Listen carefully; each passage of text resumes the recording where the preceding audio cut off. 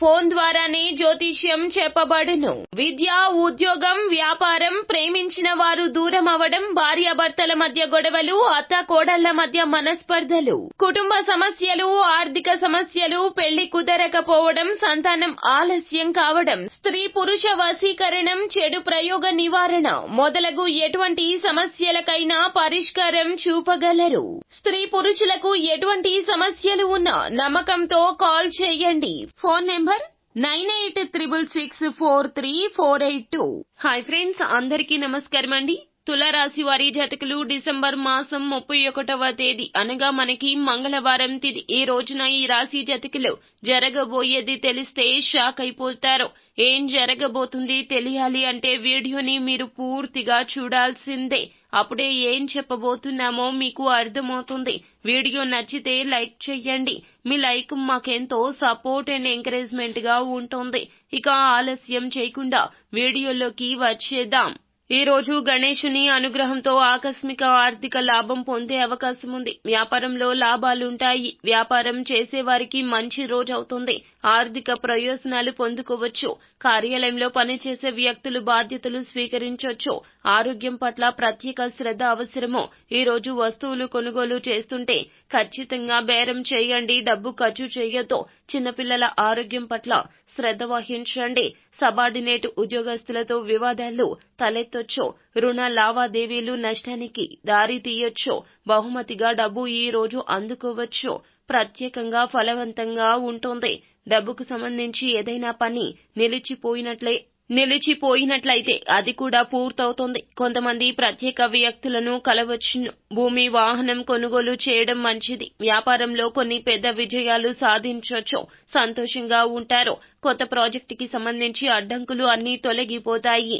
మీ హృదయం నుండి ప్రజల గురించి మంచిగా ఆలోచిస్తారు. కానీ ప్రజలు దాన్ని స్వార్థంగా పరిగణించొచ్చు. అందుకని మీ పని మీరు చూసుకోవడం మంచిది. ఒకరికి మంచి చేద్దామనుకున్నా చెడుగానే రావడం జరుగుతుంది. కావున మీ పని మీరు చూసుకోండి. క్లిష్టమైన పాత సమస్య పరిష్కరించబడినట్లు కనిపిస్తుంది. కుటుంబ బాధ్యతల నుండి ఉపశమనం పొందుకుంటారు. ఆర్థిక ప్రణాళికలపై శ్రద్ధ వహించండి. దగ్గర బంధువులతో సమావేశం ఉండొచ్చు. తొందరపాటు నిర్ణయాలు తీసుకోవద్దు. కొన్ని సమస్యలు రావచ్చు. కొత్త బాధ్యతలు పైకి రావచ్చు. మీరు వాటిని పూర్తి చేయడానికి కష్టపడాల్సి ఉంటుంది. పిల్లల సమస్యల పరిష్కారానికి కాస్త సమయం కేటాయించండి. వ్యాపారంలో విజయం సంతృప్తిని ఇస్తుంది. నిలిచిపోయిన డబ్బు తిరిగి వస్తుందని ఆశ ఉంటుంది. మార్కెటింగ్ సంబంధిత పనుల్లో సమస్యలు తలెత్తొచ్చు.